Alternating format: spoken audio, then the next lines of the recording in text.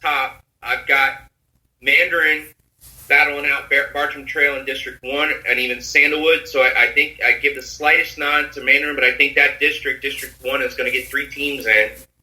I like DeLand or Seminole to win District 2, Winter Park to win 3, and then it's a toss-up between Lake Marion and Apopka in District 4, and those would be my 8 teams right now coming out of the region. I think that you got to look up top to see either Mandarin or Sandalwood right now, and on the bottom, depending on where they're at, a team like Winter Park or even Lake Marion Apopka, but I don't know if anybody's beating Mandarin or Sandalwood in Region 1 this year, except for maybe my alma mater at DeLand. They finished 8-3 last year, returned the entire team.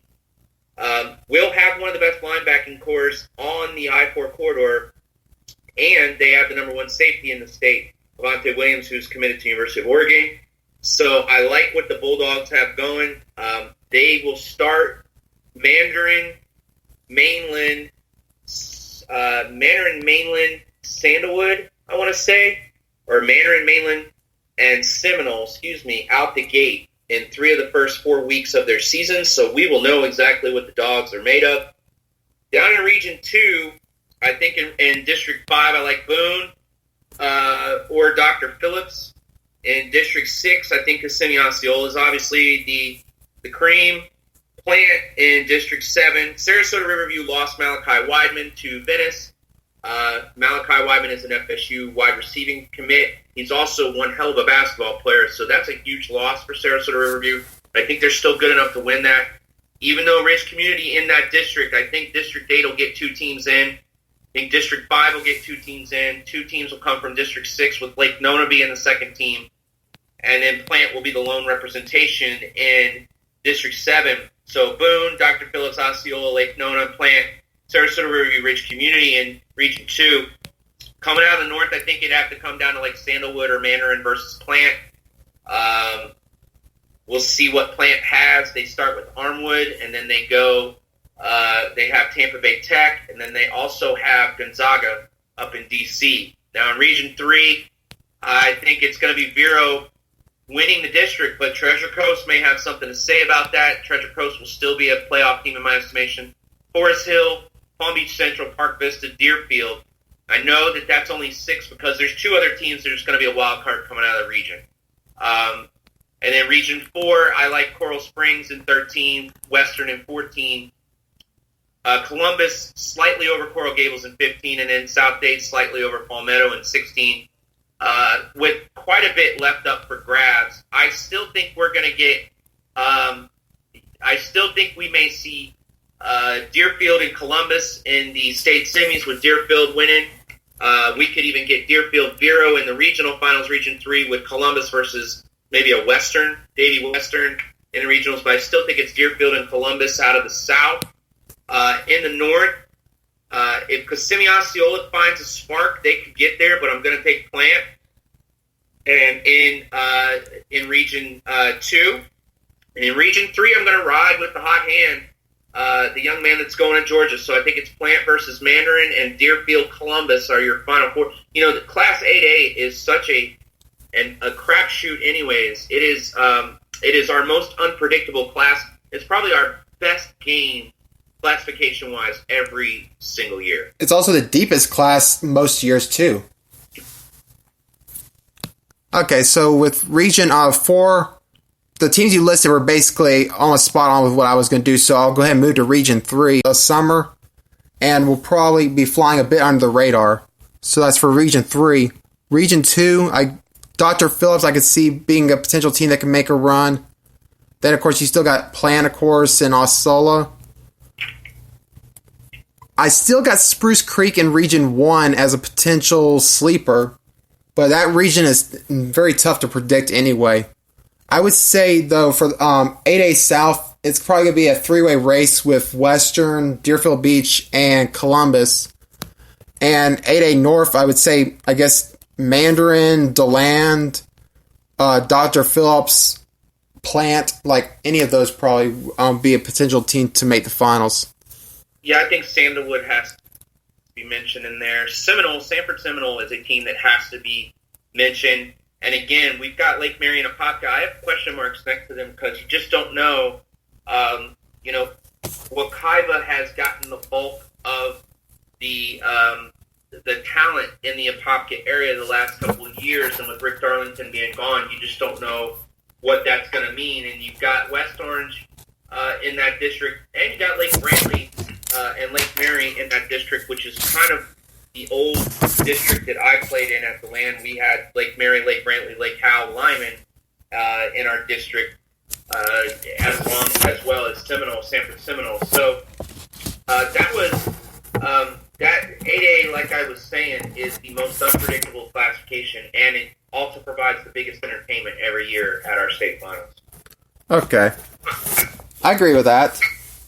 During our last show, we also discussed Booker T. Washington and Carol City, but since then, both coaches resigned. What kind of effect are you seeing with both squads? Like, which one's going to be hit the hardest? I think that this will affect Booker T the most. I think the world of Ice Sr., Tim Harris Sr., for him to step down, I think he must have felt like it had to be done. I think that he will obviously have somebody in there that's capable of running the program. Carol City has so much talent on their roster that at some point it's almost like the Phil Jackson days where you don't want to overthink it. So I would think that they're both equally going to suffer for both the fact that Carol City and Booker T both are in that same region in Class 4A. It's not a pretty region to be a part of. I still think they're two of the best teams in that region. Don't get me twisted up, but I think that this will affect Booker T slightly more than Carol City. I agree with that. And plus, like, we all, with Ice Harris, like, he's one of the best coaches in South Florida, so obviously Booker T is going to probably be hit harder, per se. Go ahead.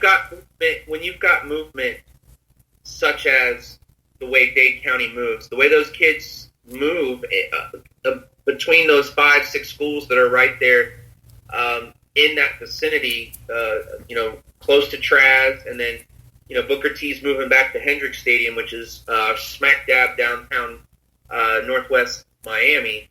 I just think it will it will just have a greater effect on Booker T. And I don't think they're losing kids because of Ice Senior leaving. I just think that that leadership that Ice Senior brings to that ball club is you can't really put a dollar sign on it or anything. It's invaluable what he brings. So I would just say that Booker T would suffer just from that. I don't think either one of them are going to suffer from a talent prospect. Does that change? I'm sorry. Does that change your pick in the 4A South at all? No, because you still got Cardinal Gibbons down there that was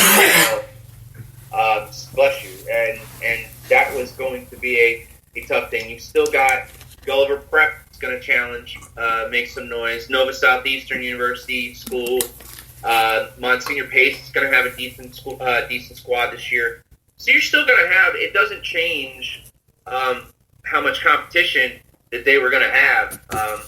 They were still going to be considered two of the best teams in that region. They just happen to be a region that's about 16 deep. That's a very good point. So now we're going to go ahead and move north and discuss our early projections for Northeast Florida, like surprise teams and potential contenders. I mentioned Ed White earlier. Is there any team like that you could see?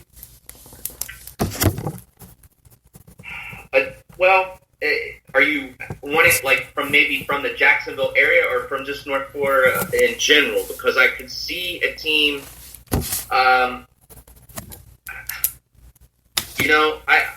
in Region 1, like in Class 5A, you mentioned Reball. I thought that team was going to be pretty strong this year. I still think they're going to be pretty strong.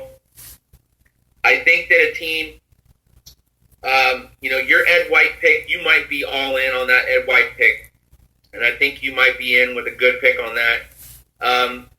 I think one of the newbies from District 1 could have something to say about it. Pensacola High School, Pine Forest High School, or Choctaw. West Florida is always a strong squad. And then you got Godby and McCullough, those are the teams that, we expect something big from. So the teams that we really haven't mentioned, so by process of elimination, would be a team like Rickards.